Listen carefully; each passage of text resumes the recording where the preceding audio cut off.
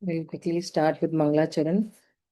Om Ajnanatimidandasya Jnananjanashalakaya Chakshurum Militam Yena Tasmai Shri Gurave Namaha.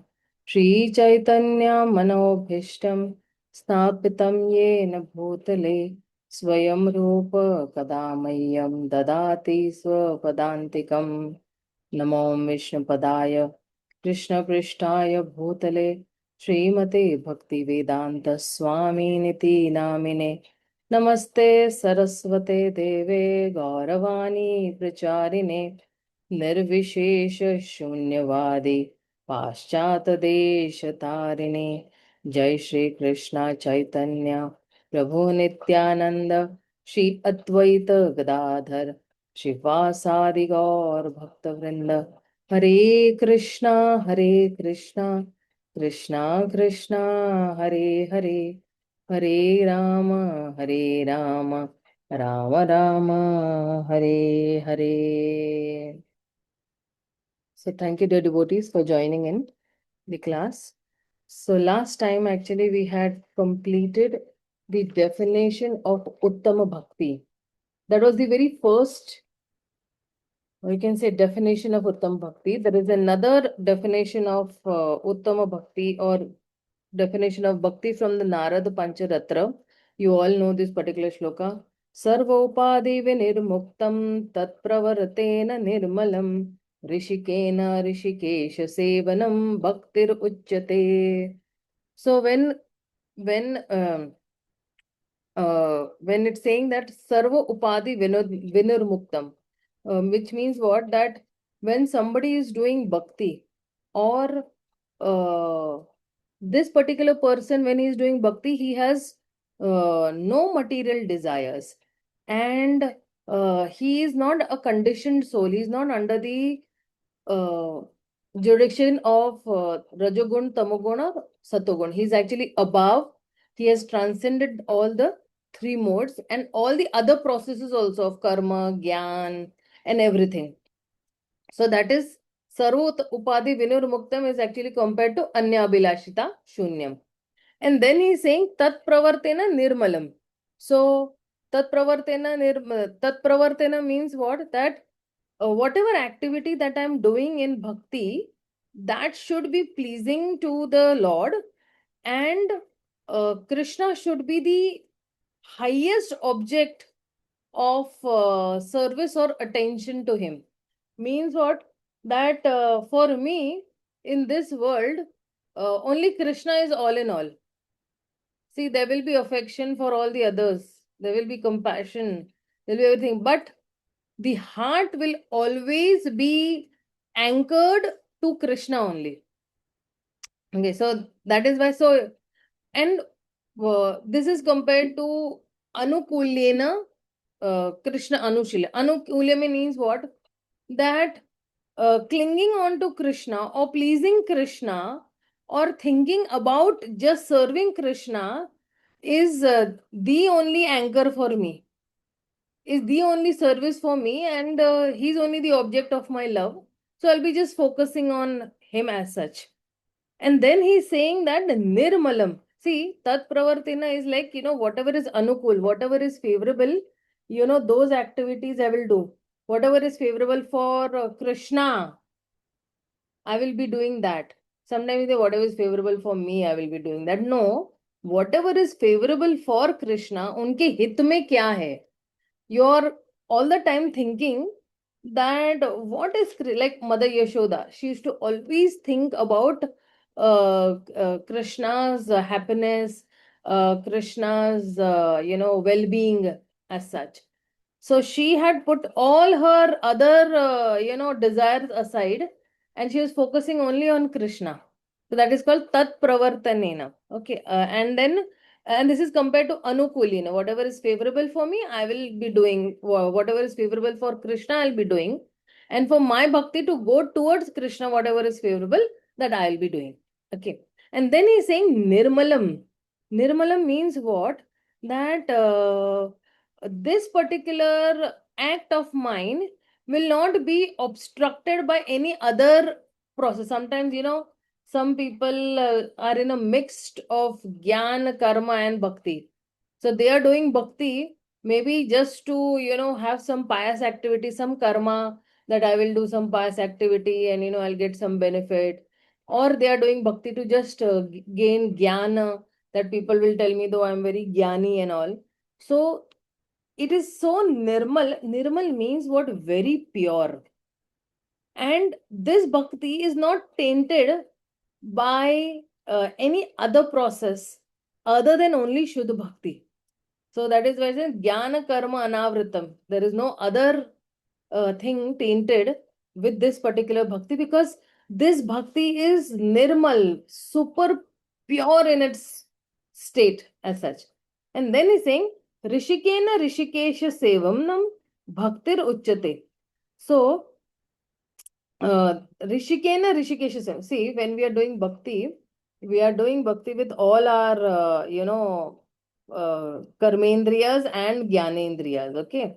So what are our karmendriyas? All the other, hands, legs, and all these are karmendriyas. And then jnanendriyas means all the sukshma senses, the eyes, nose, ears, and that.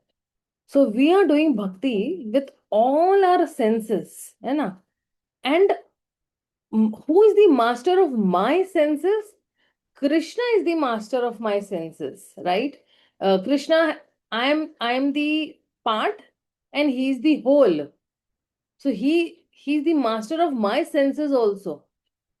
So the subordinate is supposed to serve the boss, right? So his senses are the boss. So when I am serving Krishna's senses, automatically my senses are getting satisfied. See, when I try to satisfy my own senses, what is happening is that I don't get satisfaction, because when I try to satisfy my senses, I am getting into a loop of karma bandhana. But when I try to satisfy Krishna's senses, then I don't get into karma bandhana. I become free from those karma bandhanas also. So this is the difference actually. So any act of mine, whether it's waking up, bathing, or applying tilak, or cooking, or going for job, or walking, or talking, or bowing down, or making something special. Any act of mine, I am doing for the pleasure of Krishna. You see, the bhav of the Brajavasis is that their existence is only to live for Krishna. The existence is not to live for themselves. They are living only to please Krishna. And if they are not able to please Krishna, they say that it's better for us to die, because we are not able to please Krishna every moment. So their bhav is that every second they want to please Krishna. And that is why they never come under the jurisdiction of karma bandhanas. They are always free. They are mukta atma. They are nitya siddhas. So when somebody is having this die-hard desire to satisfy Krishna's senses, and he walks according to that, or works according to those desires. Now somebody might ask that how will I know that what is Krishna's desires? So we have read the whole of the Bhagavad Gita, right? In that, whatever Krishna is giving instructions to Arjuna are actually his desires for the human being. He has spoken only this Bhagavad Gita for we human beings, so that we can come close to Krishna. And if we read the Bhagavad Gita, we will come to know that what is Krishna desiring from me. When Krishna is actually when Krishna is actually giving in the Bhagavad Gita, if you see 12 point, what was it? 12 point? Even in the 13th chapter, when he's saying that Advaishta Sarva Bhutana, Maitra Karuna Evacha, Nirmamoha Nirahankara. So when he is giving these instructions to Arjuna, actually he's giving instructions to us also. It's not like that he's not giving instructions to just say for the sake of his, you know. And when he's saying that मयि एव मन आधत्स्व मयि बुद्धिं निवेशय निवेशिष्यसि मय्येव अथ ऊर्ध्वन्न संशय. So what is he saying? He's giving us the highest thing that uh, please you fix your mind upon me and you engage all this intelligence in my service, and that is how you will always live within me. uh, then he's saying atha urdhvana sanshaya, there is no doubt about this. So when Krishna is saying just fix your mind upon me, this is what is Krishna's desire, what he wants from us, that you just fix your mind upon me. And then when he's saying that, if you cannot fix your mind, then you fix your, you know, you if you cannot fix your mind upon me, then you follow regulative principles. And then he's, because the next slok when he's saying that, अथ चित्त समाधातुं न शक्नोसि मयि स्थिरम् अभ्यास योगेन ततो मामिच्छाप्तुं Dhananjay. Then you actually practice the regulative principles. Abhyas, practice means abhyasa.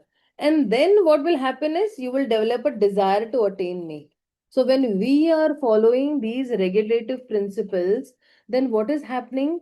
That we are constantly engaging our senses in the service of the Lord. So see, we have four regulative principles, the don'ts. And then we have the chanting of the Hare Krishna Mahamantra. The moment we start chanting the Hare Krishna Mahamantra, all most of our senses are engaged in Krishna service.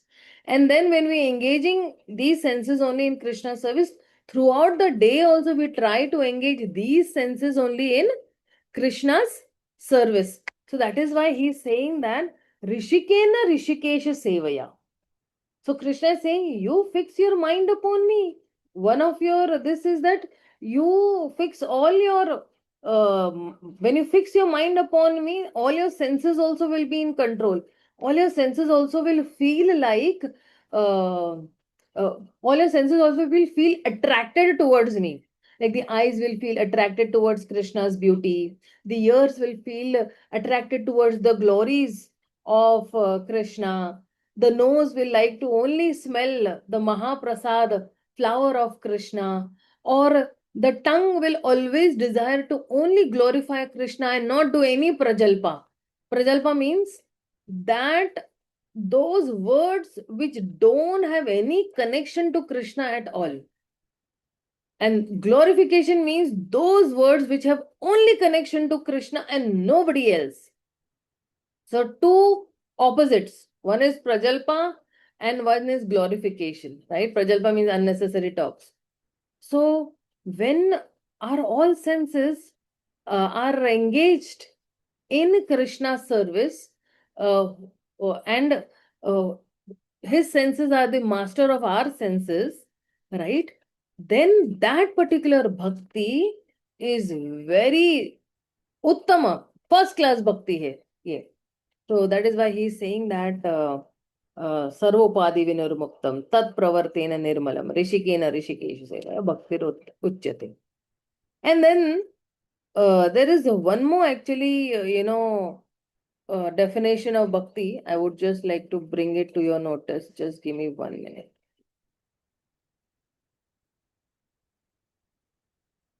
That is from the third canto,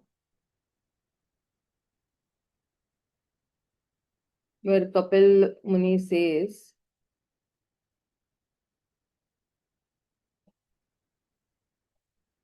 to Mother Devahuti,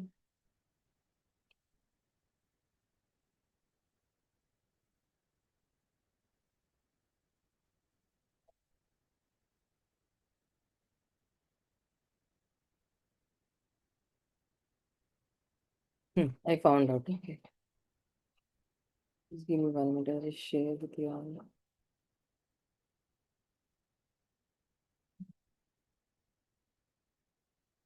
She's saying, Lakshanam bhakti yogasya nirgunasya hi udaritam ahetuki avyavahita ya bhakti purushottame.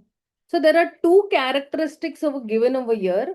One is bhakti is ahetuki. Ahetuki means what? There is no motivation. If you see what Prabhupada has translated over here is, ahetuki means causeless. I am not doing bhakti because I have some ulterior motive. I am not doing bhakti because I want to extract something from Krishna. I am not doing bhakti because I just want to take something from Krishna so that I can get relief from these pangs of material existence. No, initially, okay, we might feel our desires, but as and when we keep on purifying, then bhakti will be very causeless. That I just simply want to please Krishna. And I don't have any material desires. It's not like that I'm worshipping Krishna because I want these material desires to, see, even the desire of puja, labha, and pratishtha. People should worship me and people should glorify me and my name and fame should increase in the world. Even this actually, jo hai, or any type of, mukti, in the next shloka only, actually, he'll talk about 5 types of mukti, Kapil Dev. That I don't want Sarupya Mukti, I don't want Sayujya Mukti, I don't want any other type of liberation. But I want to do causeless bhakti for Krishna. And avyavahita.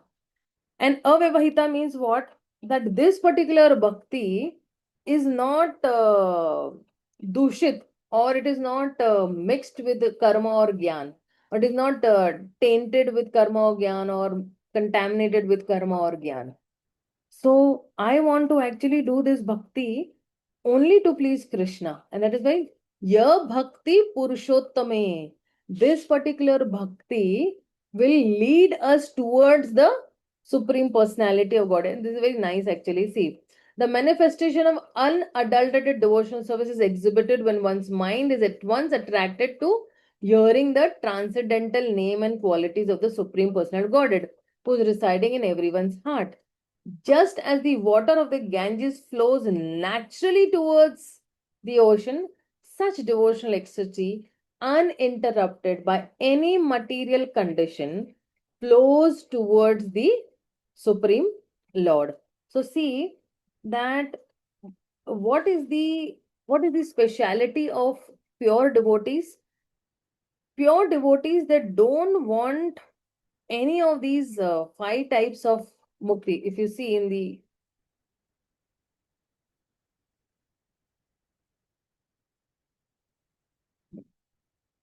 सालोक्य शाष्टि सामीप्य सारूप्यैकत्वम् अपि उत ध्यामानं न गृह्णाति विना मत्सेवनं जनाः. So let's see the translation. A pure devotee does not accept any kind of liberation, salokya, shashti, samipya, sarupya, or ekatva, even though they are offered by the Supreme Personality of Godhead. And with the very next sloka also is very interesting. स एव भक्ति योगाख्या आत्यांतिका उदारता येन तीव्रजय त्रिगुणम मदभावायोपपद्यते. By attaining the highest form of devotional service, as I've explained, one can overcome the influence of 3 modes of material nature and be situated in the transcendental stage as is the Lord. So see, the moment we actually attain the highest form of devotional service, right? That is Uttama Bhakti or Bhakti Uchyate. Then automatically what we transcend these 3 modes. From Sattva Guna to we reach to Shuddha Sattva level, and we will be in the state of Brahmabhuta Prasannatma na sochati na kanshati sama sarveshu bhuteshu mad bhakti labate param. That particular person will be, situated in that particular Brahmabhuta stage. So now, this bhakti is full of emotions, because bhakti is not dry. Bhakti is full of rasas.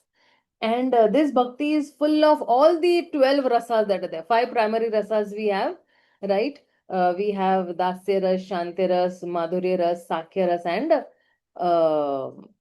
Dasya ras. Okay. So this bhakti is full of rasas. It is not dry bhakti that somebody is actually doing.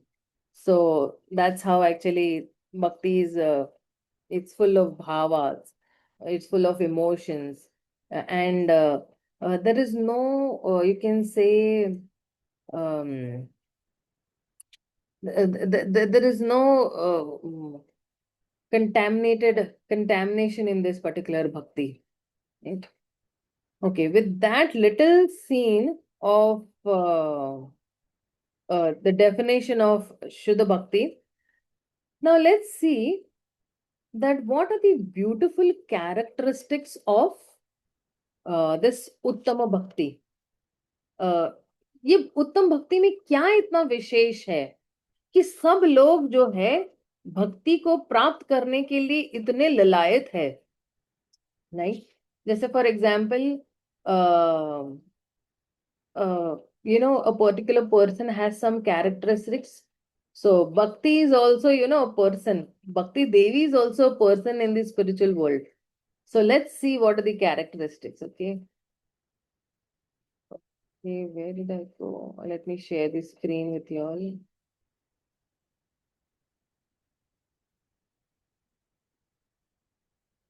Okay. So Bhakti has 6 characteristics, and these are very beautiful characteristics. We'll discuss them one by one. Maybe this fourth might go a bit slow, but I feel that because we all want to dive deep into it, we might just go a little slowly. So it is Kleshagni, Shubhada, Moksha Lagukrit. See, what is Kleshagni? It is destroying the material suffering. Shubhada is what? That everything, this bhakti is bestowing only auspiciousness.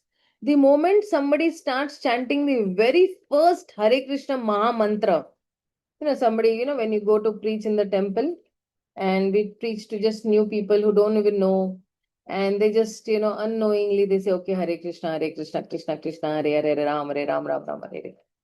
That very moment, auspiciousness enters into the life of that particular person. And if he takes it seriously, then to what to say? Moksha Lagukrit. Devotional service derives even the happiness of mukti, that is liberation. Sudurlabha. Not everybody will get bhakti. ये बहुत rare है bhakti. Though bhakti is very easy to perform, but very rarely it is achieved. Why it is very rarely achieved? Because if Krishna awards bhakti to every Tom, Dick, and Harry, then Krishna has to be subordinate to that devotee. So he won't allow himself to be subordinate to such a person who does not have the value of Krishna or bhakti. Like, for example, on the battlefield of Kurukshetra, Krishna very, very easily wanted to be the chauffeur of Arjuna. And uh, in the whole of the war, if you see, or in the Bhagavad Gita, only one chauffeur is mentioned, and that is Krishna. Or even when Duryodhana is mentioning, or if Sanjay is mentioning that, there are so many Maharathis are there, and, but uh, he is mentioning Krishna's name first and then all the other Maharathis. But Duryodhan, if you see opposite me, he does not even take Krishna's name because he's thinking, oh, he's just a chauffeur, and he's not a fighter, and he's not going to fight the war. Then what's the use of me taking his name? Right. So not everybody will get bhakti. Sudurlabha. And then he's saying Sandrananda Visheshatma. Means what? That as soon as somebody does bhakti, sometimes if you see even new people also cry. I've seen, at least I had cried a lot. I mean, every time when I used to come for morning Mangala Arti, I used to cry on Sansar Dava, and I used to cry on Sansar Dava and the Darshan Arti, so what is it? Govindam Adi Purusham. I used to have tears and tears.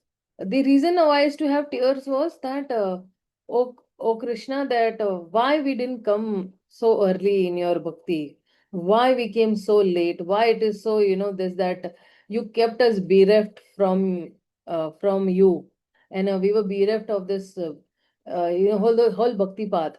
So, uh, little glimpse in the initial stage of Krishna consciousness, Krishna gives us, one little gajar that, ye bhakti mein kitna anand hai.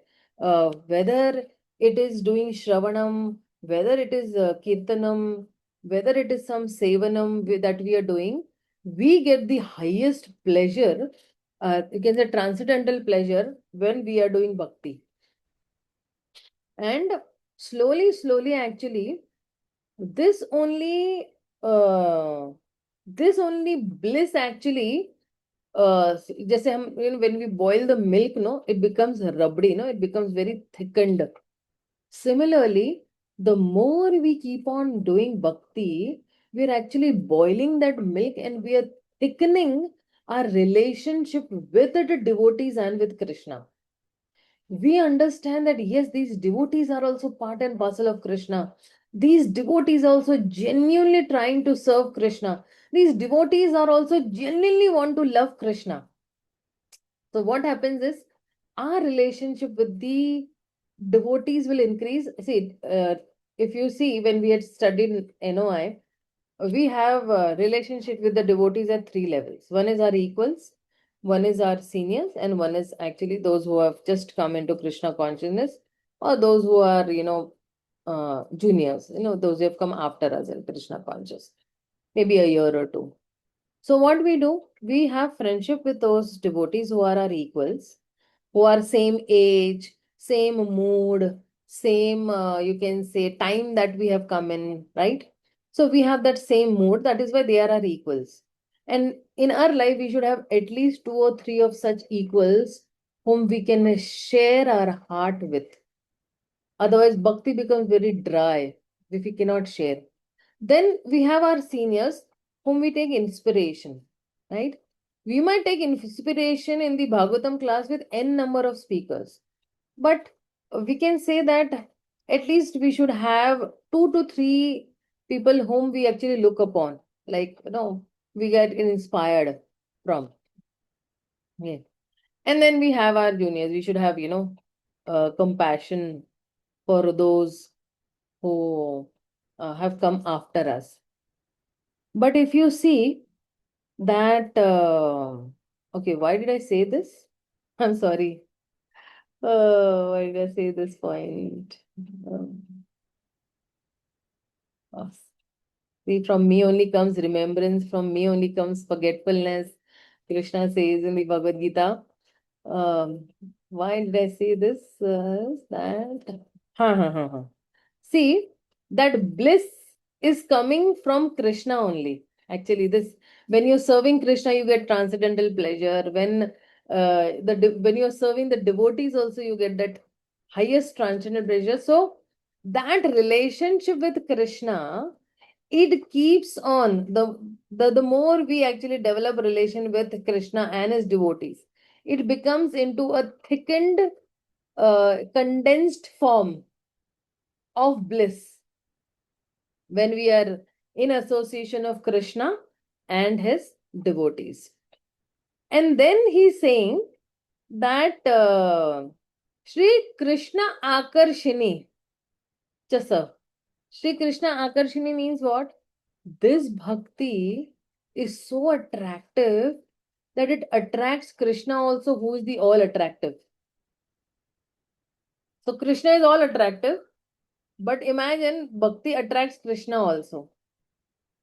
So that is why uh, when you say, uh, Kleshagni, okay, we'll just discuss this particular Kleshagni.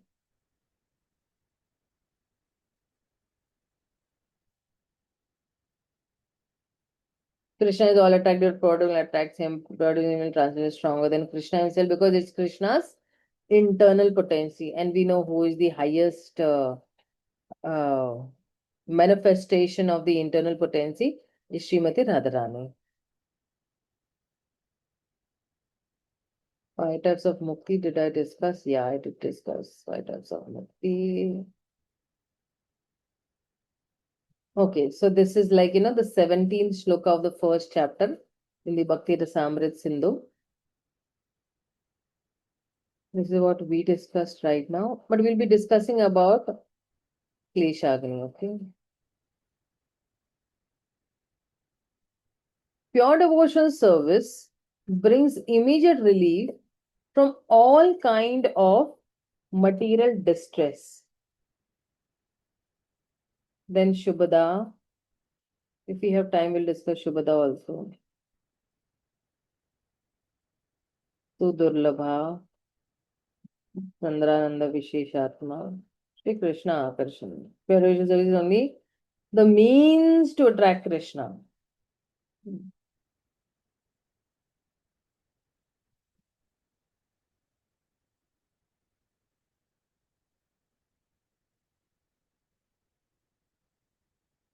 So see, Klesha means material suffering and Agni means destroying. The one who destroys this material suffering is Bhakti. So it brings immediate relief from all this material distress. See, you must have realized, that when you came into Bhakti, you felt that, Arey, I don't have any suffering only. Because the moment you are in the temple hall and you're with the devotees, you just forget that I have any kind of suffering. Any, whether it is mental, bodily suffering, or anything. I remember one time when I was going towards a temple, now I was on the bike and my bike skid actually, and I fell down. But I said, I'll wipe it off and I'll go to the temple. And the moment I went in the temple hall, and actually I started hearing the class, and then there was big kirtan also. So all whatever actually that pain was there, no, on my knee, and then I had hurt my elbow also. Everything got gayab. But then as soon as I came out from the temple hall, then it started paining very much. So till the time I was in the temple hall and hearing and in the kirtan, so there was no material suffering for me. But as soon as I came out, there was big material suffering. So saying Kleshagni means what? That immediately relief aata hai. Because you're hearing about Krishna, you're dancing for the pleasure of Krishna. And that was the, consciousness at that point of time in the temple hall. So if you see, this Klesh Agni or this suffering is also, 3 types. Okay, then actually he's saying that there are statements like Krishna's statement, Sarva Dharma Parityaja Mam Ekam Sharanam, abandon all varieties of religion and surrender unto me, and do not fear, I will take care, So, Krishna is saying that Aham tam sarva papebhyo. Aham tam sarva papebhyo. Papebhyo means what? I will deliver you from all the papas or all the sinful reactions. Do not fear. See, the other day I was just explaining to this new crowd that when uh, Arjuna started, that he had all these fears, he was overwhelmed by all these emotions, right? And when Krishna starts speaking the Bhagavad Gita from 2.11, because before that he had spoken some words that look at this armies in chapter 1, and then he had just there was just conversation. But actually, Krishna's instructions, they start only from 2.11. When he says, Asochayan, you know, do not lament, do not fear. And then his instructions get over in this particular shloka, where he's saying that do not fear, ma suchaha, do not lament, do not fear. And of course, after this, he's giving Falashruti, and then the reaction that Arjuna gives is that Nashta moha smitar labdha. Now, my whole moha is, gone, and I will stand up and I will fight.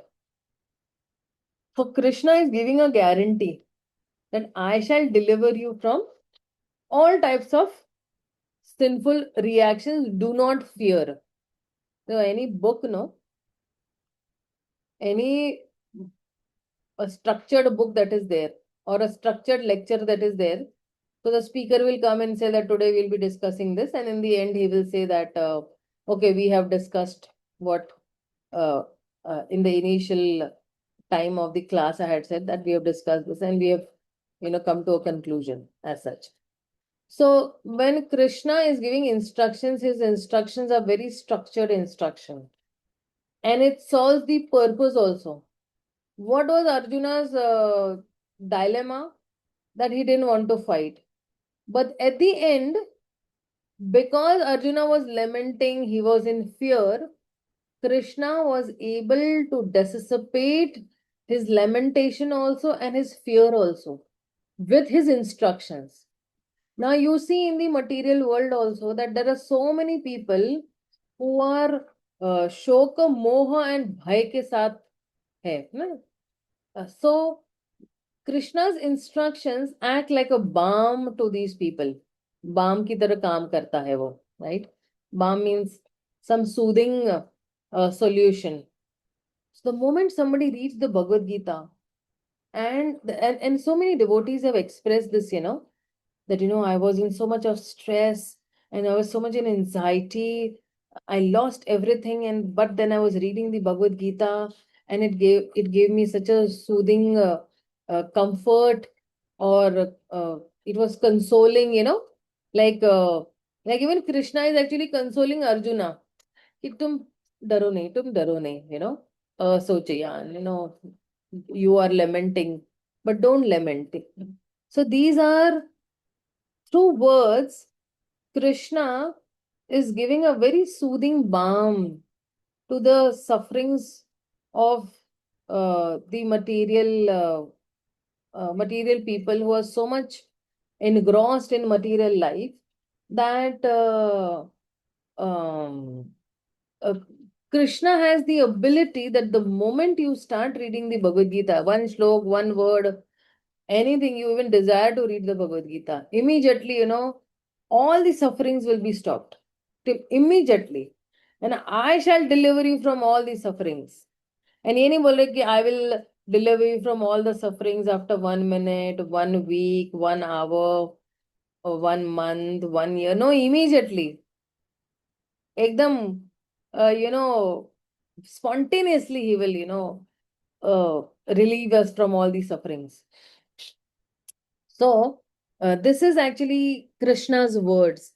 And following Krishna's words is also actually bhakti only. When Bhagavad Gita is the highest. Why? Because all is it. So there are three kinds of devotees who are eternally on the transcendental platform. One is Nitya Siddha, those who have been elevated to the transcendental platform by the execution of devotional service, that is uh, sadhana, sadhana Siddha. Okay. So first is Nitya Siddha, who are eternally on the transcendental platform. One is Sadhana Siddha, that who have been practicing sadhana for years and years, and they have crossed nishtha, ruchi, asakti, bhav, and they've come to that prema level. Okay. And then there is a sadhaka, those who are near first advancing towards perfectional form platform. Like sadhaka, like for me, example, I'm a sadhaka. Why? Because I'm still struggling with my anarthas. So I'm on still sadhaka stage. Now, from sadhaka stage, if somebody is transmigrating to sadhana siddha, तो वो sadhana siddha कब होगा? When he has the full mercy of his spiritual master. So when he gets the mercy of his spiritual master, then he becomes a sadhana siddha, or he becomes a kripa siddha also. Right? He gets causeless mercy of his spiritual master and the devotees, like that. And then he's saying that. But then we read in the Nectar of Devotion, a devotee should not expect immediate relief from the reactions of his past misdeeds. A devotee is not perfectly free from the resultant actions, should therefore continue to act in Krishna consciousness seriously, even though there may be so many impediments.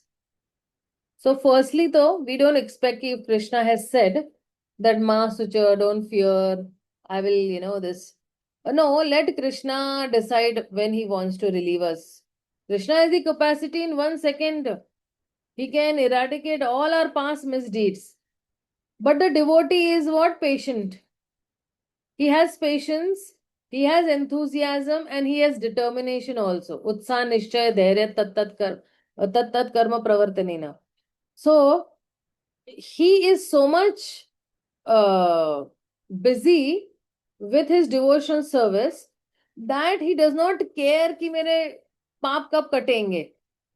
He is just, जो घोड़े को blinker होता है ना, he is just focusing on pure devotional service to Krishna. And he still does not blame that, oh, I am doing bhakti from past 20 years. What is this, Krishna? Why am I having so much of sufferings? And why am I having so much of impediments in my Krishna? You see, when some new devotees, when they come and complain to us, no? They come and complain us, Mataji, I am chanting so seriously. मैं हमेशा एकदम बिल्कुल focus होके मैं भगवान का नाम ले रही हूँ. फिर भी मेरे दुख दूर नहीं हो रहे हैं माताजी. फिर भी मेरा मन मुझे कितना सताते रहता है. फिर भी मुझे कितना जो है दुख है ना. मुझे ये दुख क्यों आ रहा है. Right. So when they say like this, no, what is the comfort that we give them, that see, we don't know how, because see these अभी तक इनका initiation नहीं हुआ है, right? And they're trying to, they're struggling with Krishna consciousness, or they're struggling to come to that level as such. So what we tell them is that, see, we don't know that in which birth or in how many births what sins we have done. Because after 84 lakhs of species, then we get the human birth. You have transmigrated into 84 lakh species. Now go back to all those species, whether it be an animal, whether it be a reptile, whether it be an air, whether it be water, land, wherever it is. We have transmigrated from so many species, and now we have come to Krishna consciousness. Do you think that just in a month or two, or in a year or two, all our sins will be eradicated? जिस गति से आपने पाप किए हैं, उस गति से जो है हम भक्ति नहीं कर रहे हैं. Right? So then we tell them that, see, in bhakti, devotees will have patience. They will have enthusiasm also. And they will have determination also. And the moment you have these three things, right? And that is why he's saying Utsaha, Nishchay, and Dhairya. Why he's saying Utsaha first? With enthusiasm, you will chant. With determination, you will chant. And you will have patience also while chanting. That one day will come, if Krishna desires, all my sins will be eradicated. If Krishna does not desire, I'll still continue. That determination will have, and with enthusiasm. Hare Krishna, Krishna Krishna, Hare Hare, Hare Ram, Ram Ram, Hare Hare. I will keep on chanting the holy names of the Lord, and I will not give up. So, what is he saying ahead? Let's see. Śrīla Prabhupada extended Krishna's statement in the Bhagavad Gita to the spiritual master, who is Krishna's representative, that if you surrender to the spiritual master at the time of initiation, you become free from all sinful reactions. See, when this particular neophyte devotee now, he becomes serious in his Krishna consciousness.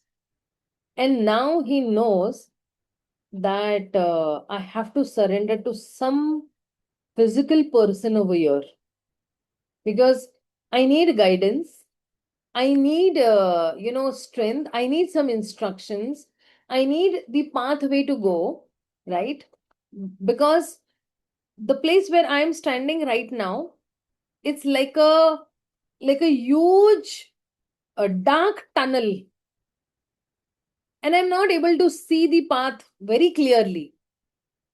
But when the spiritual master, he comes with the torchlight of knowledge, then that darkest pathway or that tunnel will actually, be brightened up.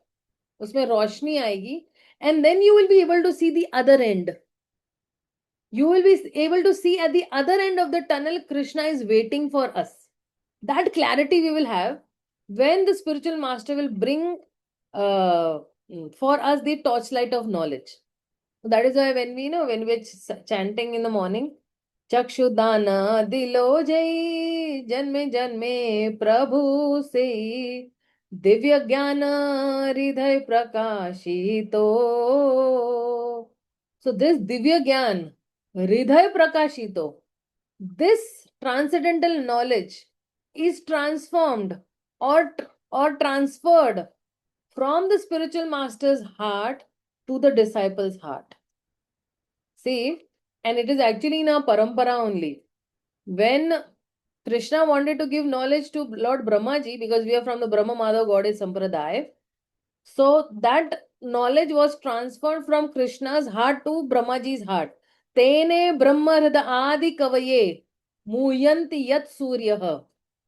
So that knowledge was transferred to Brahmaji's heart, and in the parampara also this knowledge is transferred from the spiritual master's heart to the disciple's heart.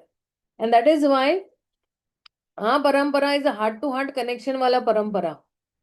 But कब ये heart to heart transfer होगा? जब the spiritual master will see that my disciple has become a very sincere soul. Immediately, that knowledge will be transferred, and for that the prerequisite is surrender to the spiritual master's instructions. जैसे जैसे गुरु महाराज कहते जाते, अगर हम ये करते जाते हैं, which means what, that we are surrendering to his instructions, and his instructions are non different than Krishna's instructions, which means that we are surrendering to Krishna's instructions. क्योंकि Krishna didn't say in the second chapter that you surrender to me, everything will be all right. No, after going through all those instructions, bilkul end mein Krishna said that Sarva Dharma Paritteja Mam Ekam Sharanam Raja. You surrender to me, I will take care of everything. So that surrender level आने के लिए थोड़ा time लगता है, because surrender also has some characteristics. Accept what is favorable, reject what is unfavorable, having full confidence in Krishna that he is only my protector, he is only my maintainer, being more humble than a blade of grass, being meek and humble than a blade of grass. So that surrender आने के लिए थोड़ा time लगता है. And if we follow all those instructions given from chapter 2 to chapter 18, then automatically that humility will also come, that confidence will also come in Krishna, that yes, he is only my protector and he is only my maintainer. Because when we're chanting on a daily basis, why we are chanting? We have confidence on his protection. We have confidence on his maintenance also. And we have confidence that yes, whatever is unwanted, I will just reject and I will only accept Krishna. So, the spiritual master's role is only this, that when at the time of initiation, when I'm surrendering to my spiritual master, my consciousness is a wet consciousness, ऐसे you can compare your consciousness to a wet log of wood. मेरी चेतना जो है वो गीली चेतना है. But then when the instructions fall on that consciousness, or when the instructions are absorbed by that consciousness, immediately that log of wood dries away. यानी सारे अनर्थास ये सब भी चले जाएंगे. And then when the spiritual master will give us some more instructions, then immediately, we will catch fire. Catch fire means what? Our consciousness will be able to easily, absorb or क्या बोलते हैं उसको ग्रहण करेगा. Means it will, the consciousness will be even adaptive to the instructions of the spiritual master. And then भक्ति की अग्नि भभकेगी, because गीली लकड़ी है, उसको सूखा बन गया, तो क्या है, भक्ति की अग्नि जलनी चाहिए, right? So at the time of initiation, what happens is that the spiritual master, with his instructions, he will burn away all the sinful reactions of our past many births. इसलिए वो कहते हैं ना, जीरो कर देते हैं हमारे karmas. But after initiation, if we perform any wrong deeds or we perform any sinful actions, then 50% goes to the spiritual master and 50% goes to that particular devotee. But after Brahman initiation, 100% goes to actually the spiritual master. So if somebody is taking Brahman initiation, should be very careful that first initiation also, that why we should commit only such sinful actions. Sinful action means only not following the four regulative principles and not following the instructions of the spiritual master comes all under sinful acts. And then we have to suffer also for those sinful reactions. In fact, you have to suffer all the more. Being a devotee, so when you're taking initiation, actually you're taking a responsible position in the movement. Seeing you, all the other juniors will be, taking inspiration. And if you are doing something sinful, then it's a big stigma on our movement. And that is why Krishna punishes all the more if you do something wrong like that.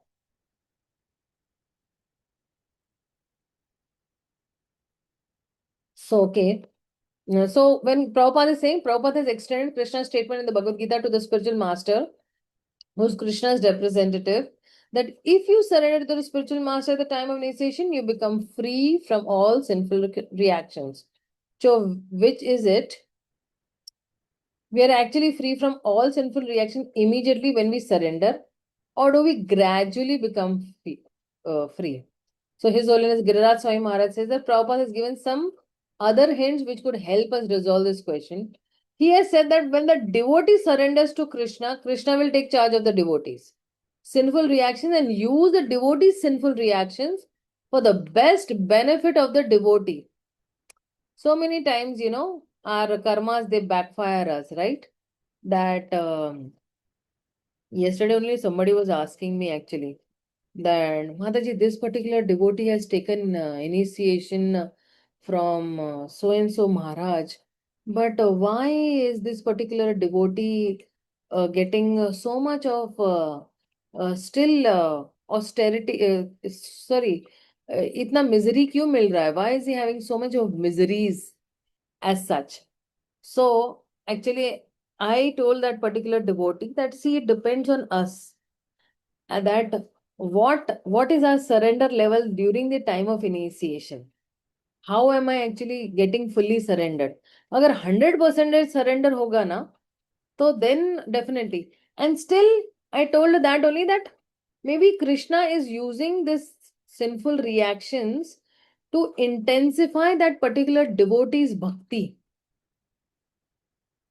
to increase that person's bhakti. Because see, I had made a statement when that devotee got initiated that no, now, by the mercy of the spiritual master and Krishna, things will change. Like I had seen a drastic change when I got initiated. My life was completely messed up when I was actually taking initiation. There was so much of a turmoil 2 3 days before also, and during that day of initiation also were a big turmoil for me. And then that day I had, actually, because before initiation you chant 16 rounds, and after initiation also you chant 16 rounds. And while I was chanting 16 rounds, I was actually praying that day. I specifically remember that Krishna, I want to completely surrender unto you, and whatever are your instructions in the Bhagavad Gita, I want to properly follow every instruction of yours. And I want to completely surrender to the instructions of my spiritual master, and whatever instructions you have been, whatever instructions you have given in the Bhagavad Gita. Now, when I got initiated that time, it was not okay, that day, my spiritual master took all my sins, and because when of course, sorry, I'm very sorry to discuss this personal thing, but what is my realization on that personal thing is that when I was born with all neutral grahas, your all negative grahas. So some were neutral grahas and some were negative grahas. I had no positive graha in my life, but there was only one graha which was positive. That was my guru graha, and it is sitting in my first house only. And according to astrological calculations, what the astrologer was saying is that because this person's guru is in the first house, so whatever uh, you know miseries, anxieties, or whatever inauspiciousness comes to this particular person, the guru graha actually usko dur bhagata hai. And of course, I didn't know all these things when I was getting initiated very lately, when I was doing Bhakti Shastri, and my mother just showed up to some devotee my kundli that time. So he was telling all these things that time. So that was, I was realizing that time that the moment the spiritual master actually came in my life, whatever I was not, that turmoil was still there. ऐसा नहीं था कि turmoil नहीं था. For almost 2 years, there was turmoil in my life. For almost 2 years. But then, when that sincerity was seen by Krishna, immediately after 2 years, and see, that turmoil became a stepping stone for me to actually intensify my bhakti and become more closer to Guru's instructions and more closer to Krishna's instructions. In those times, I remember that morning I used to read Bhagavad Gita, and evening I used to read Prabhupada Leelamrita. And those were the two books which actually gave me solace, and which actually gave me that strength that I am suffering from my own karmas. Nobody in this world is responsible for whatever misery I am currently having in my life at the present tense.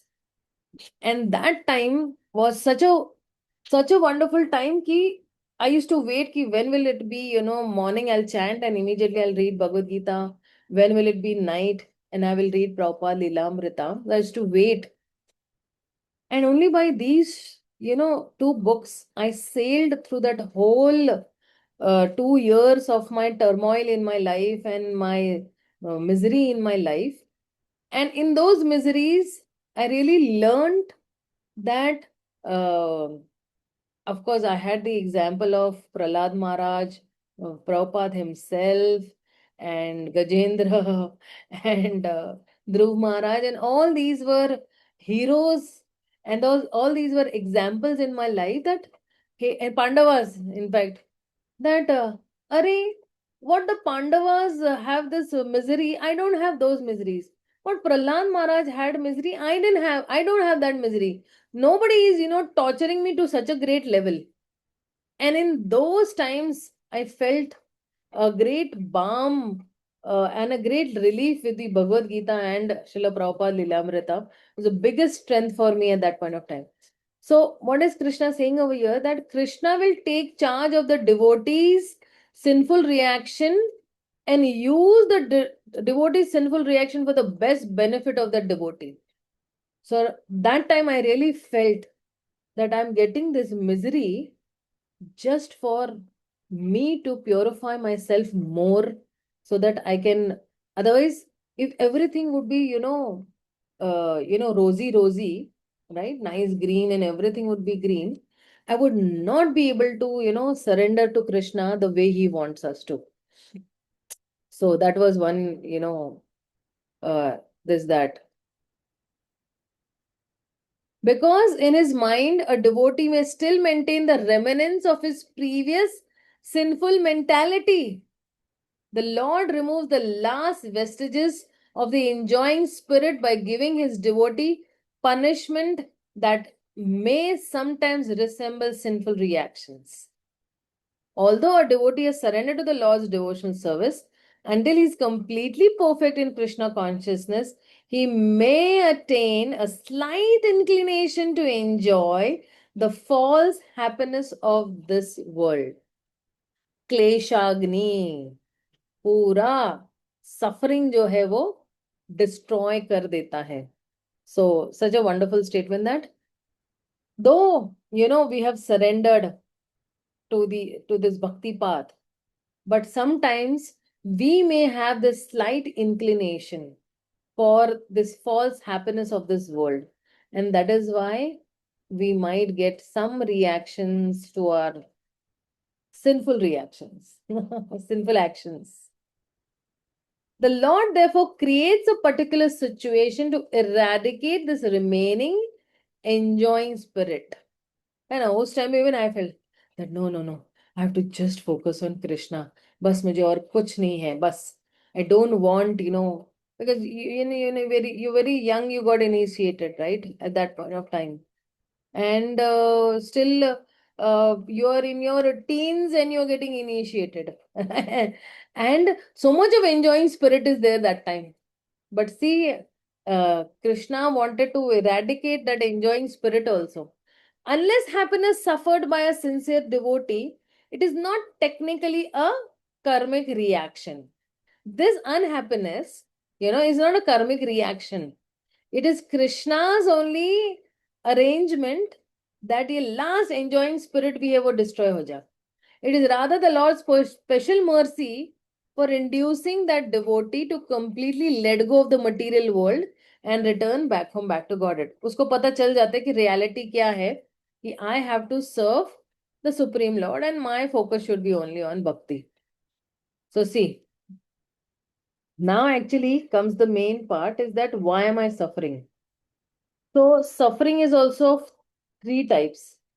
One is because of avidya, ignorance.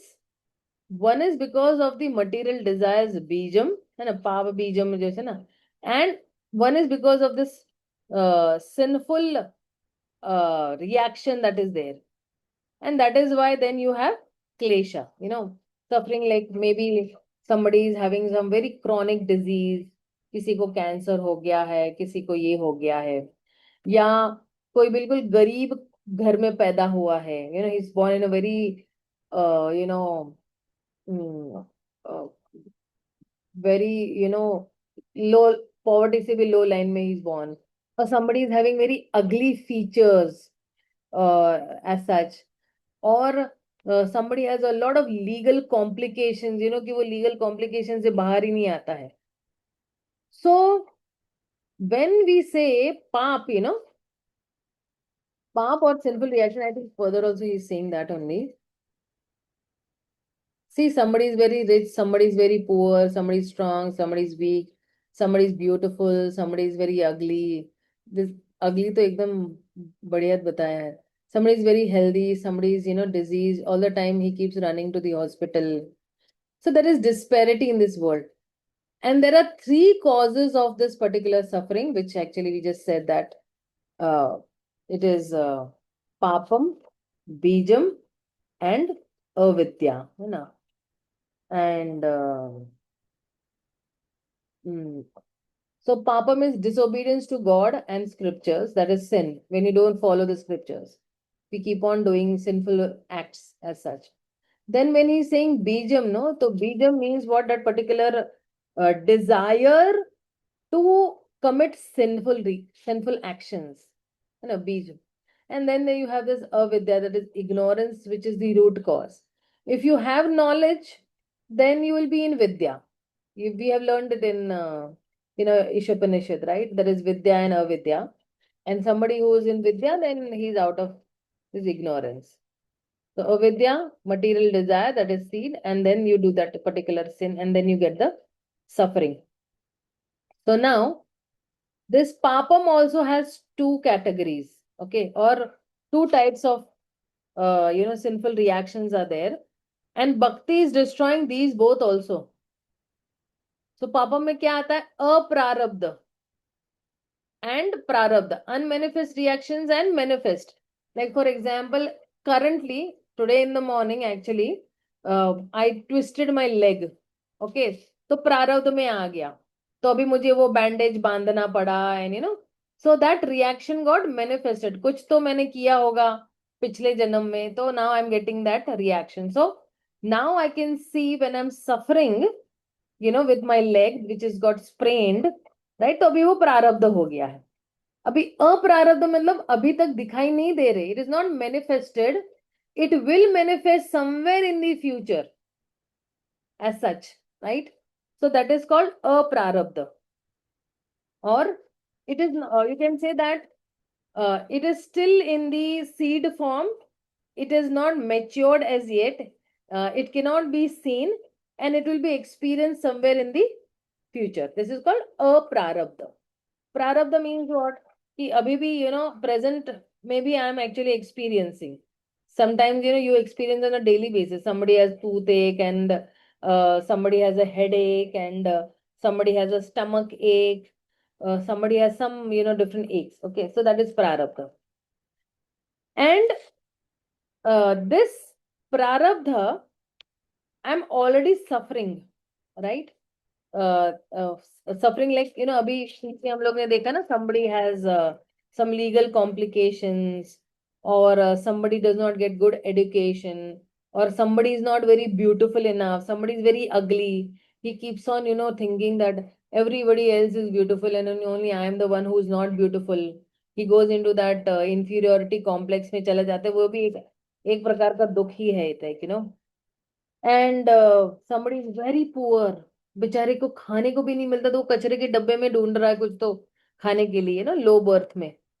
So these are all, you can say, already this person is suffering, है ना?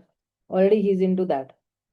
And अभी जो unmanifest reaction में है अप्रारब्ध. So अप्रारब्ध means what? He's awaiting some distress in the future for sure, right? Because of his sins. Like, for example, that some thief, he has stolen something, and still now he's not caught by the police. The police has not caught him. Okay. So still he is awaiting, that arrest. कभी ना कभी तो पकड़ा जाएगा ना. ऐसा तो नहीं है कि पकड़ा नहीं जाएगा.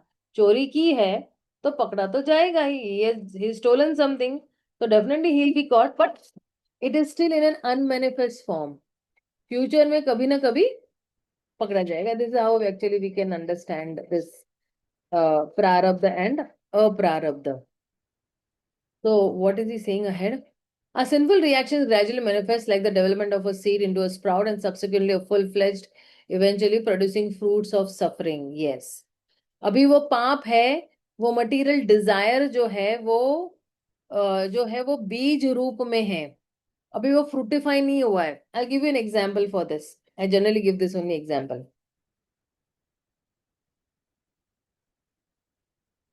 I have seen a beautiful diamond necklace in somebody's neck. Okay. Very nice, beautiful necklace, and it is costing somewhere around 90 crores. Okay. Now, what happens is that I desire that I want this 90 crores, necklace. So now what has happened? That material desire ka seed has you know, आया हुआ है. Then a seed has actually been sown now. Okay.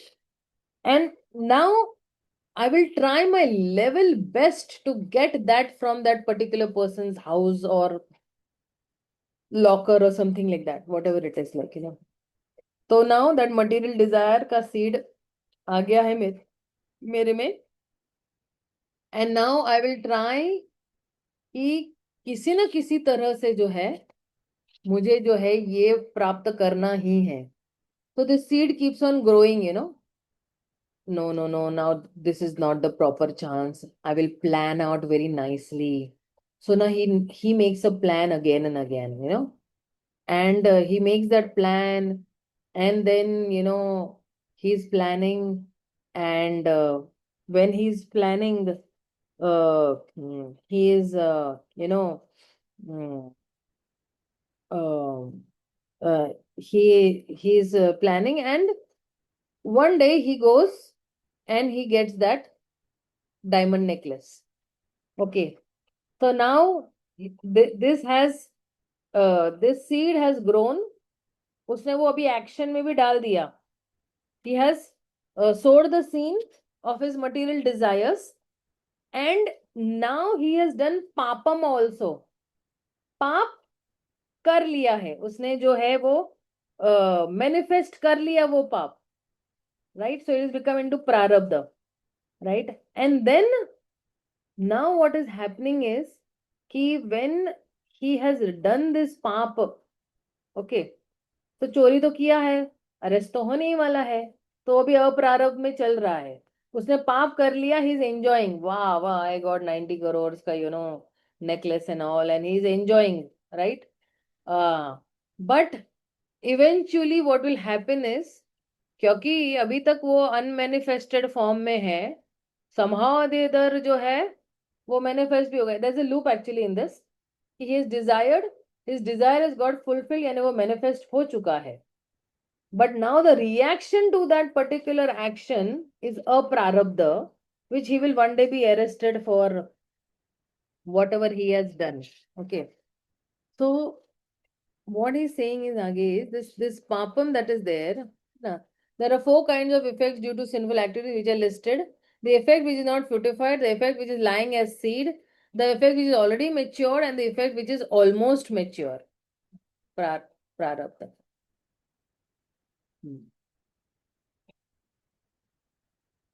So he is giving. तो sinful actions produce 2 reactions, again manifest and unmanifest. अभी उसको लगा हुआ है, तो that way.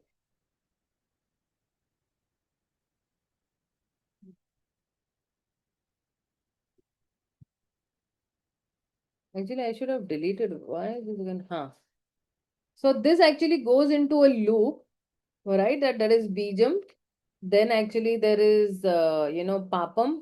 Then there is prarabdha, and then kutam. Again, sinful disposition is there, and then it actually gets into prarabdha. It is manifest, and then he suffers that way.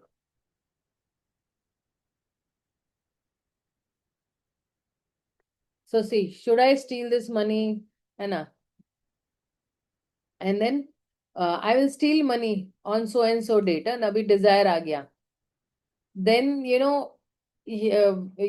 then when he is when he is so sinful tendency is kutam, and bijam is that sinful desire. Then when he is caught, it is prarabdha. When he is still not caught, है ना, वो चोरी करके भाग रहा है, right? And the police is after him. That somewhere eventually he will be caught.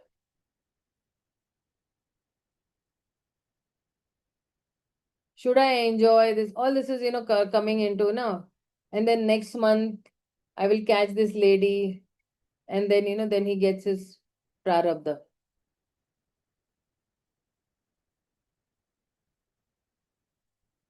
So Prabhupada is giving that how to stop this cycle of, sins. Saying tolerate this sinful desire. अगर कोई sinful desire आया हुआ भी है, so just shun it down. Somebody wants to cheat somebody. Somebody wants to, loot away somebody. Somebody wants to hide and do something. So just shun it down. Do not try to satisfy the sinful urges. Now you say that is not really required for my Krishna consciousness. You know? So see, tree of sinful reactions can be destroyed by karma, jnana and yoga process. Roots of avidya and bija material desires can be destroyed only by devotional service. Avidya, we know, is ignorance, right? And bij, of material desires can be destroyed by only devotional service. That way. So, which process can clean up a karma bandhana? So, avidya, that is ignorance, then only bhakti to Lord Krishna can uproot avidya. Then kuta, only bhakti to Lord Krishna can counteract kuta, whatever is my sinful proclivity, sinful क्या बोलते हैं, वृत्ति जो होती है मेरी, वो only bhakti can. Bija, then some material desire you have, then somebody does Ashtang Yoga, Gyan Yoga, Dhyan Yoga, and so all these material desires of these Gyanis, Ashtanga yogis, they get destroyed. And Pap also, with Gyan and Tapasya, Brahmacharya, all these sinful reactions can, be stopped. So when you are taking knowledge, when you're doing Tapasya, when somebody is following Brahmacharya, then all these sinful reactions can be stopped. And prarabdha phala, suffering fruit, yagna, dama, tapa. So when grihasthas do this yagna, dan and tapasya, it is cleaning up the sinful reactions that way.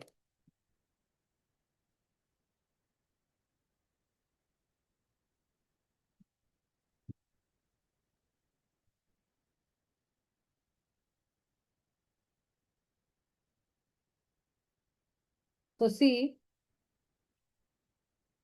I already saying about papam.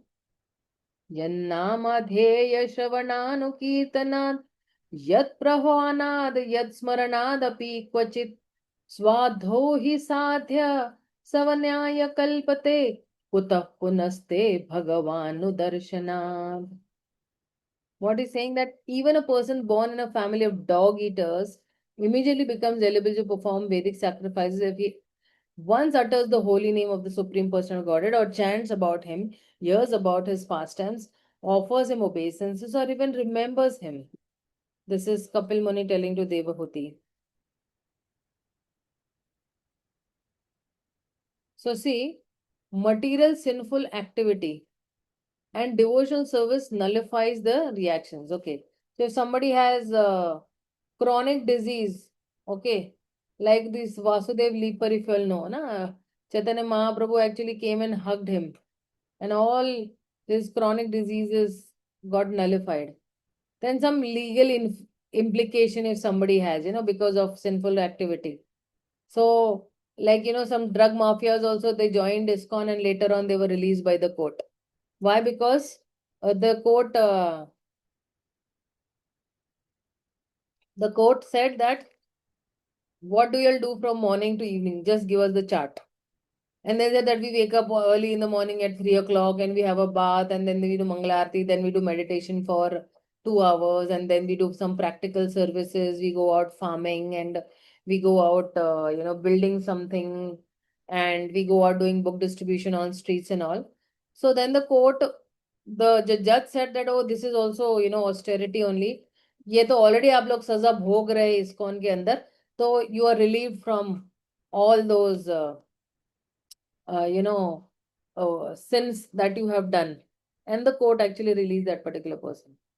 Somebody is born in a low and degraded family, So if you see the Western devotees, were being blessed by Vrindavan pujaris. But Srila Prabhupada replied that they were already in an exalted position. These Western devotees, Prabhupada actually said that they were sent by his spiritual master to help in his movement, right? So even if the Western devotees were, involved in LSD, drugs, and many other sinful acts as such, illicit sex and all these things. But since they had started chanting the holy names of the Lord, they were already in an exalted position. So somebody, if he is an uneducated person, like, this. this Kurma Brahman in the South Indian Brahman, who did not know how to read and write only the Bhagavad Gita, and only he used to see the picture on the front page, and he used to just flip through the pages, and just seeing the words, he used to feel very, emotional or bhavuk. So Chaitanya Mahaprabhu blessed him also. Somebody who's very ugly also, like Kubja. She wanted to serve Krishna in a very genuine way, because when Kamsa, she was the person who used to actually prepare this sandalwood pup for Kamsa. And one day, actually, when she saw Krishna and Balram, she was so mesmerized with their beauty that she prepared that sandalwood pulp for Krishna, and personally she applied that sandalwood pulp to Krishna and Balram, and Krishna was so very happy that she wants to satisfy my senses. And that's how, when this Kubja, she was actually completely bent, and when Krishna just with his one finger lifted her chin up, because she was bended like this. So with just one finger, he lifted her chin.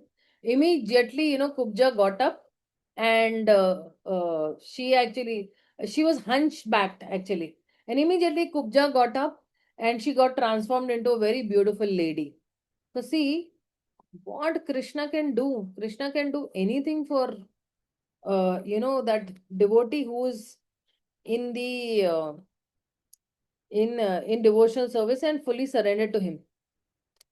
Sometimes, I have heard devotees saying this also, that ये मेरी औकात के बाहर था, and still Krishna has given. I didn't deserve this, but still Krishna has given me this. So many times I've heard, the devotees saying this, that it was not there in my, karmas, it was not there in my life, but somehow or the other, I'm so blessed by Krishna that I have got this. According to my astrological charts, I should be a beggar and a pauper.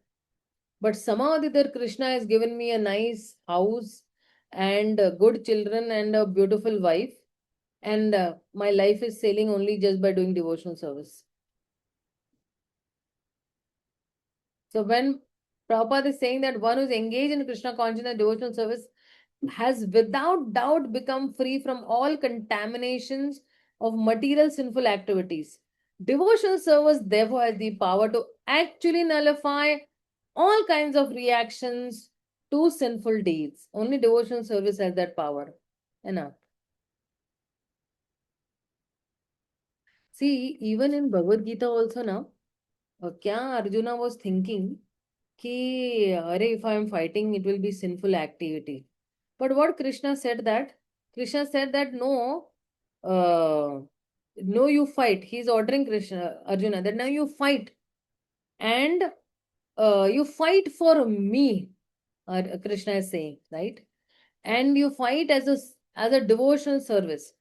So then, because he was fighting on the order of the Supreme Lord, and that is why he doesn't, his act of fighting on the Kurukshetra war does not come into sinful activity.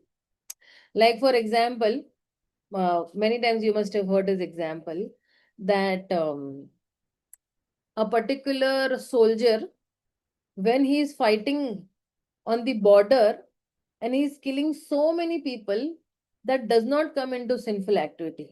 But that same soldier, if he goes home and if he shoots his neighbor, then he is caught by the police, right?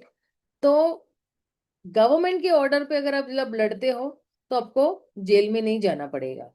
अब अपनी खुद की इच्छा से अगर आप जो है वो बंदूकबारी करते हो या गन्स चलाते हो, तो then you will be caught by that same government, right? So it's exactly like this, that if we are doing any karma for Krishna's pleasure, then we don't get binded. But if we do anything for our own sense gratification, then we become binded in that particular act or karma that we do, right?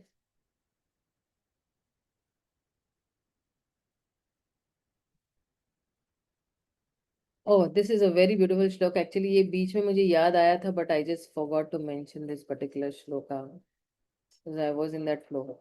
So this is a very wonderful shloka where it says that Tattenukampam susumekshmano bhunjana evatmakritam vipakam hridvagavapubhi vidadhan namaste जीवेत यो मुक्ति पदे सदया भाक.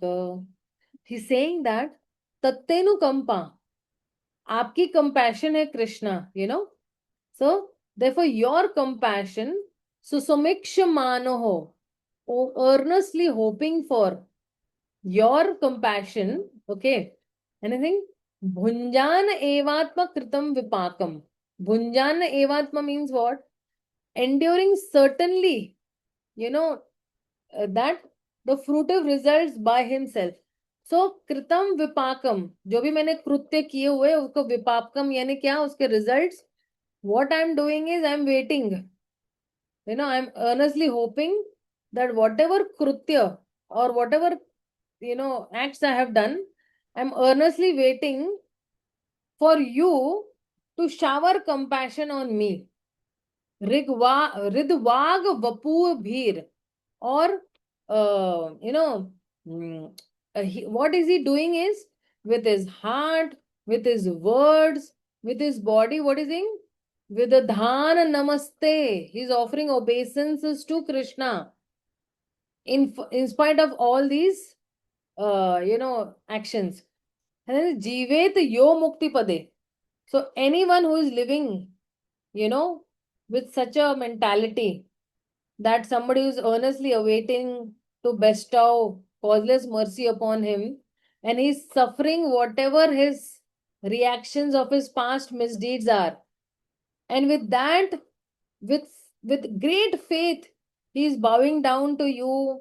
He is offering his heartfelt obeisances to you with body, minds, and words. Now this person is very much eligible for liberation.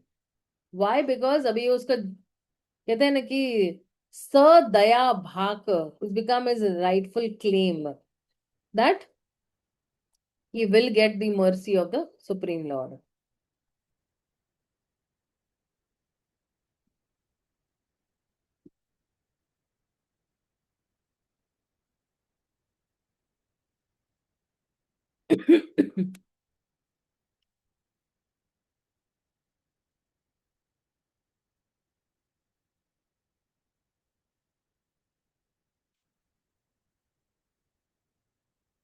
Just give me 1 minute. I'm just seeing over here.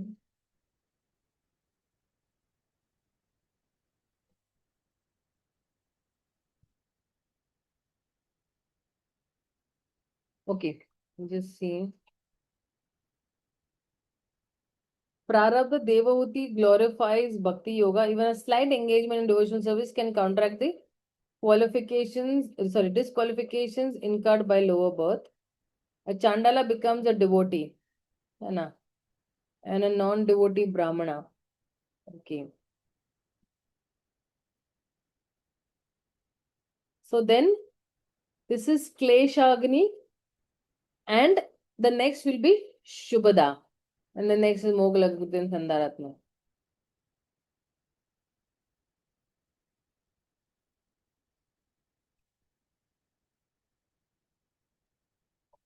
Material contamination is very subtle.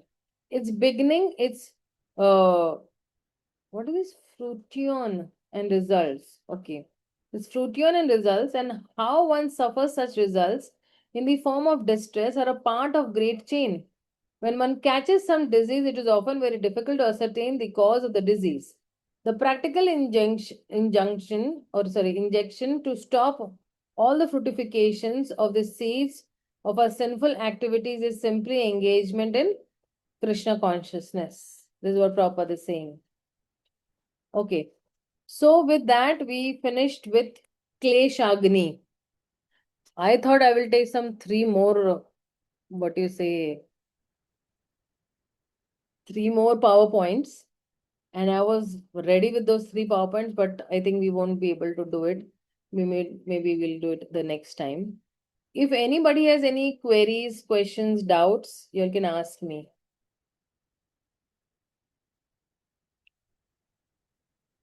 Should we just complete Shubhada? Shubhada is just maybe 4-5 slides more. It's not more, right? We'll just complete Shubhada also. Let's complete with Shubhada also. 24 more slides are there. Okay. So when he is saying Shubhada, which process can clean up your karma bandhana? Okay, he's just repeating that same.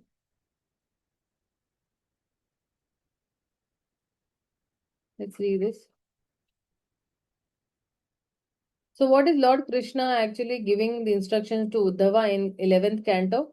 Like fire completely destroys any amount of wood, pure devotional service destroys the unmanifest reactions that fuel our future material desires. Oh, this is so great that मेरे पास जो है material desires है and उस material desires का एक reaction भी आने वाला है. तो बीज रूप से ही जो है जो मेरे अनमेनिफेस्ट रिएक्शन है वो भी डिस्ट्रॉय हो जाएंगे एंड मेरा ये जो मटेरियल डिजायर है वो भी खत्म हो जाएगा. And Devahuti tells to Kapil Dev, my dear Lord, anyone who hears about your pastimes, who chants your glories, who offers you obeisances, who thinks of you and executes any of the 9 kinds of devotional service, even if he is born in a family of dog eaters, the lowest of mankind becomes immediately qualified to perform sacrifices. Low, and that's how this low birth can be counteracted. And then he's saying about Bijam, although one may neutralize the reactions of sinful life through austerity, charity, vows, and other such methods, these pious activities cannot uproot the material desires of one's heart. This who's saying Gajendra is actually telling to Lord.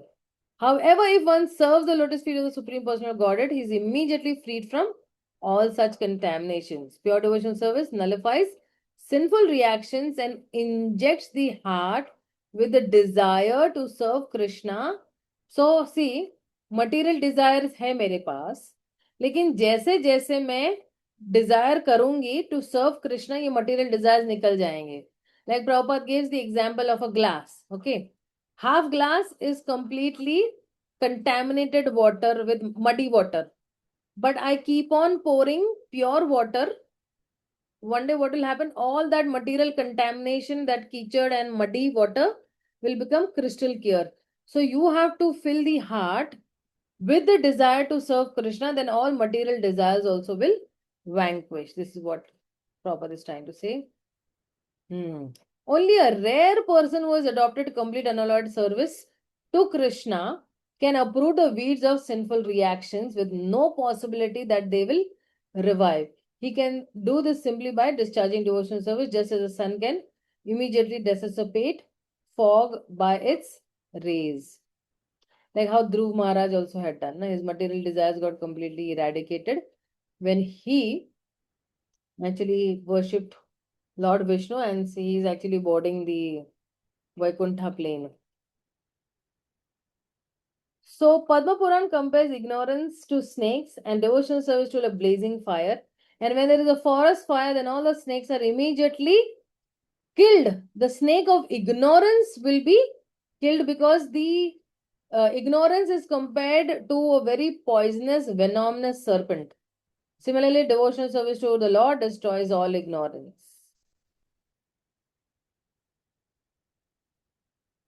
Okay. So we have Kleshagni, we have Shubhada, Moksha Lagukrit, Sudurlabha.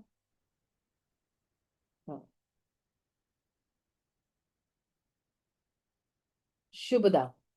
Shubhada means pure devotional service is all auspicious. Shubhani Prinam Sarva Jagatam Anuraktata Sadguna Sukham Iti Adi Akhyati Manishibhi.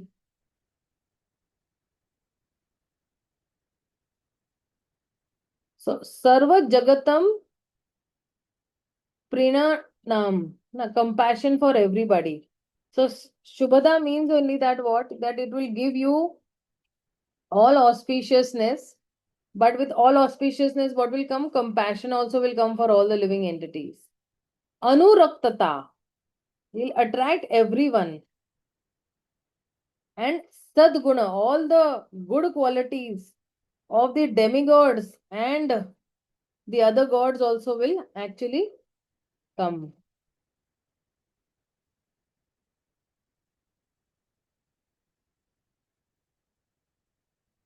And then he's saying that Sukham, Sukham Ityadini.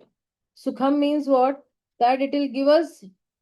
See, right now the Sukh is the so-called happiness that we have is not the real happiness. So we will get a real happiness, which is actually a superior happiness also. And with that, some other items also. Is bestowing superior happiness. So, till Rupa Goswami has given the definition of auspicious, he says that actual auspiciousness means welfare activities for all the people of the world. The Krishna conscious movement is so nice that it can render the highest benefit to the entire human race. Everyone can be attracted by this movement and everyone can feel the result also. So, जब हम auspiciousness कहते हैं, so when we desire to, help the other person to get connected to Krishna when we are preaching, then actually there'll be auspiciousness coming in my life also. Actually, I don't deserve, but because I'm serving the Supreme Lord and I'm doing His bhakti, then all auspiciousness will come. Like when we are doing book distribution, when we are doing preaching, when we are bringing somebody close to Krishna, when we are engaging them in some service, all this comes under actually auspicious activities only. Okay.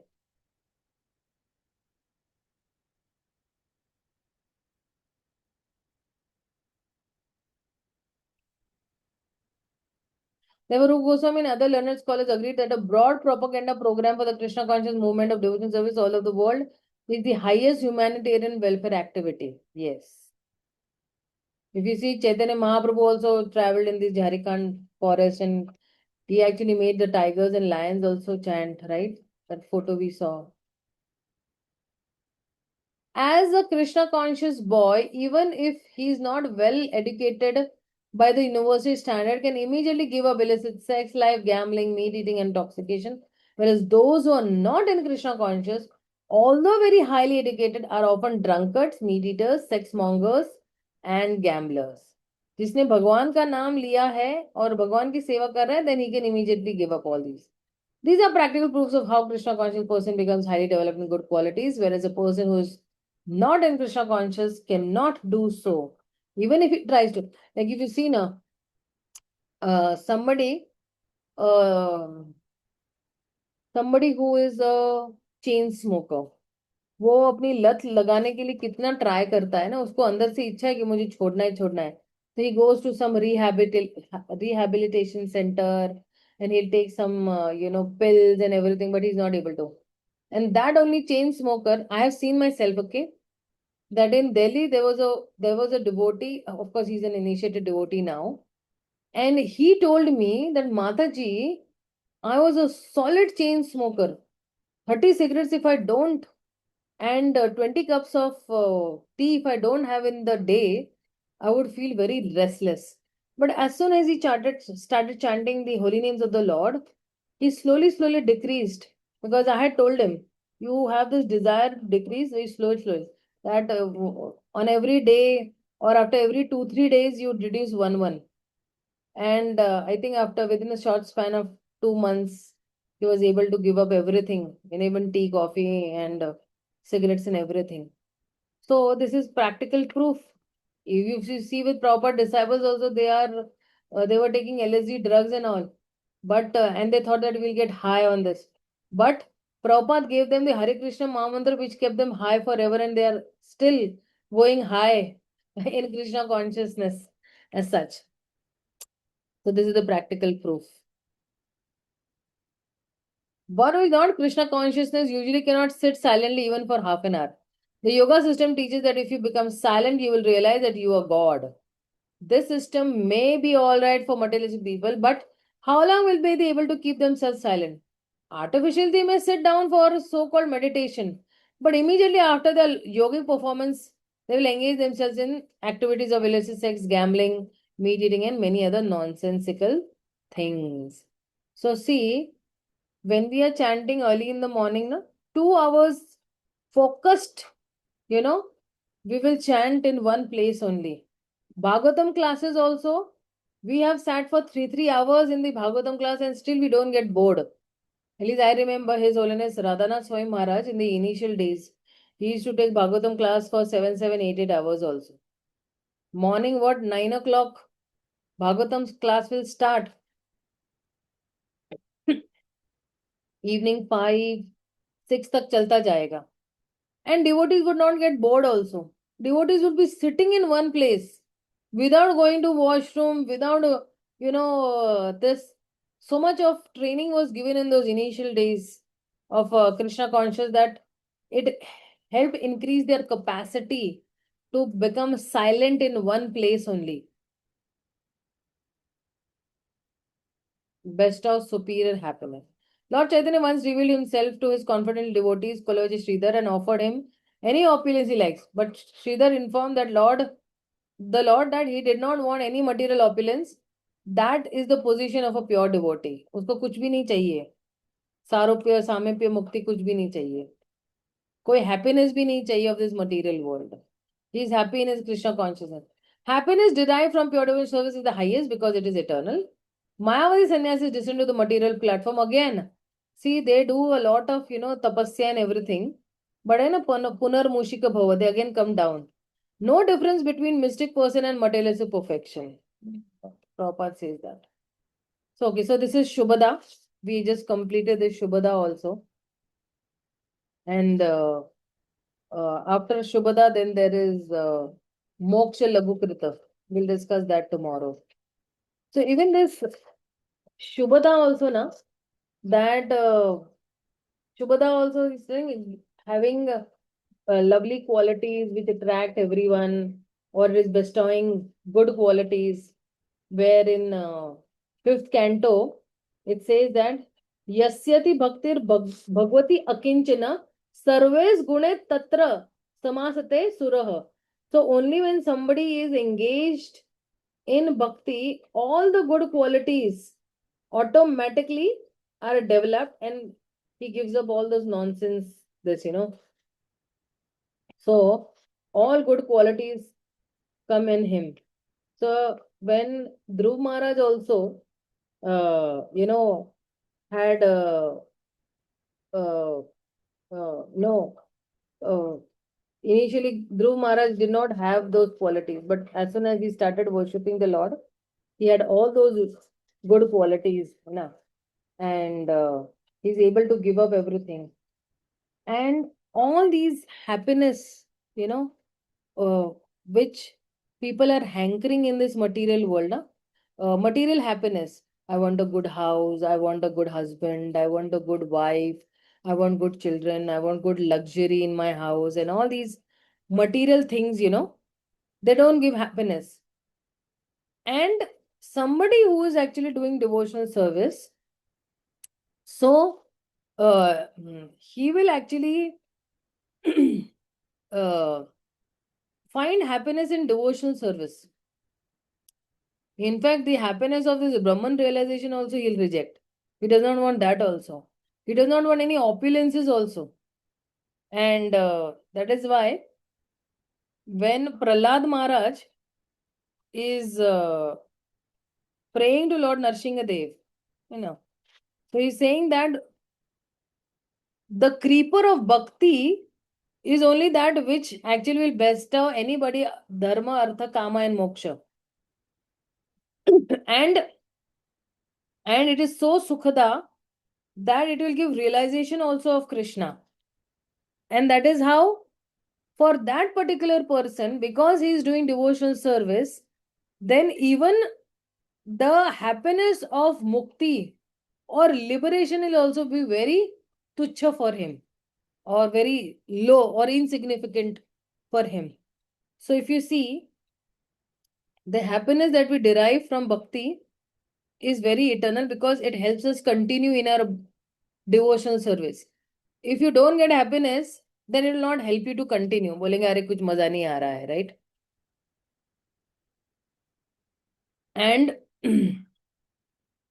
uh, this happiness derived from bhakti, it will override also bhukti and mukti and siddhi.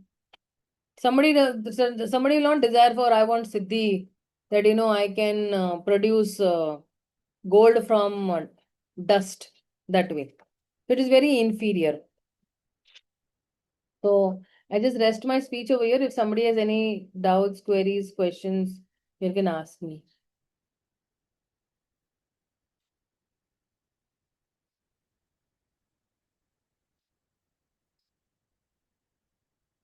Hare Krishna, Mataji. Yes, Prabhuji. Mataji, yes, you told that to stop the cycle of sin, tolerate and do not try to satisfy the sins like all this. For papam and the bijam and avidya, only through devotional service we can destroy this bijam and avidya. Yes, yes, yes.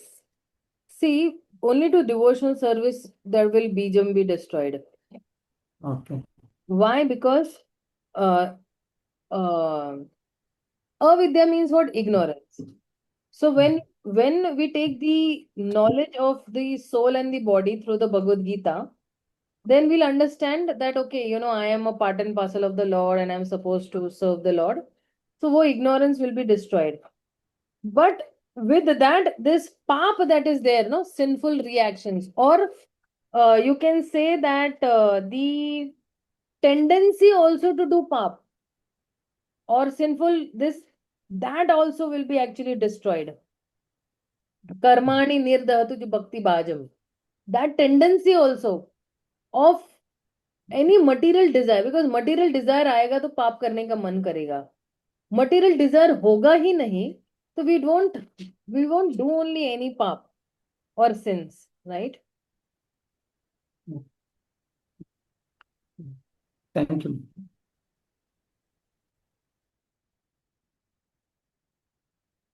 Anybody has any other this doubt, query? Okay, so these two PPTs that is there, I'll just post it on the WhatsApp group. Maybe you can rerun again and study it carefully and you can understand it more. And if you have any other questions also, we can definitely take next time also. If you have right now also, you can ask me, no problem. But if you have, after studying that PPT also, if you have some, then we can solve it. Anybody has any doubts, queries, questions? Hare Krishna, Mataji. Dandavat pranam. Dandavat pranam, Prabhuji. Dandavat pranam. Mataji, did we discuss about Kuta? No, we have not discussed about Kuta. No. Kutam, we have not discussed about Kutam as such. Kutam will actually put you into that loop again and again. We have not discussed about Kutam, Prabhuji.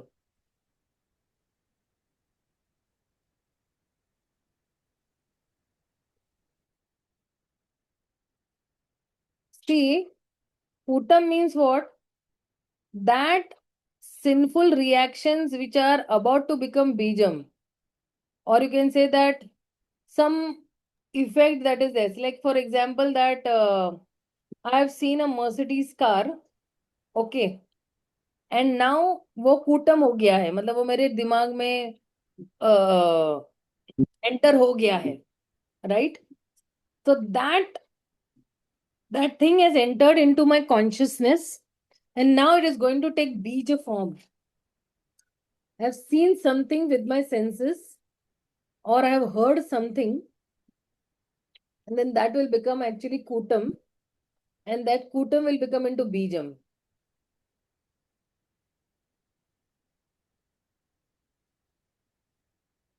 That's actually kutam.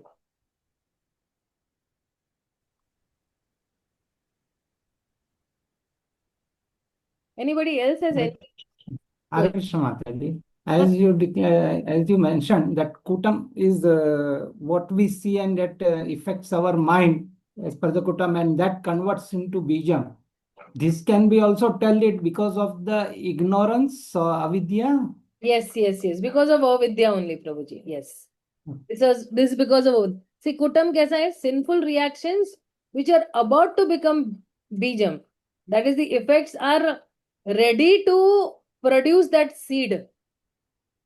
कि मैंने कुछ देखा है, फिर इसका effect क्या है, तो भी फिर वो बीज रूप में ले लेगा. बट इग्नोरेंस की वजह से ही है ना. फॉर एग्जाम्पल, इग्नोरेंस ही हट जाएगा. Like for example, whatever I am desiring, I say अरे it is not required only for my Krishna conscious, why am I desiring this also. We have so many material desires no प्रभु जी, कि आप सोचो दिन में हम लोग 20,000 मटेरियल डिजायर्स, हम लोग you know, we desire more than 20,000 material desires in a day. Now imagine so much of seeds are sitting actually of material desires. But with devotional service, immediately all these seeds can be burnt. When a seed is burnt, then it cannot fructify only, no Prabhuji. So devotional service का power यही है कि हम संतुष्ट रहेंगे. हमारे पास जो कुछ भी है, given by the Lord because of our own past karmas, will be very satisfied, will not hanker more and more. ये जो हैंकरिंग होगा ना, तो मटेरियल डिजायर यही भक्ति जो है वो बंद कर देता है. ठीक है ना? Thank you, Mataji. So we'll stop over here. Śrīla Prabhupada की जय, गौर भक्त वृंद की जय, श्रील रूप गोस्वामी की जय. हरे कृष्णा, हरि बोल. Hare Krishna. Thank you, Mataji. Dandavat Pranam. Hare Krishna. प्रणाम, प्रणाम.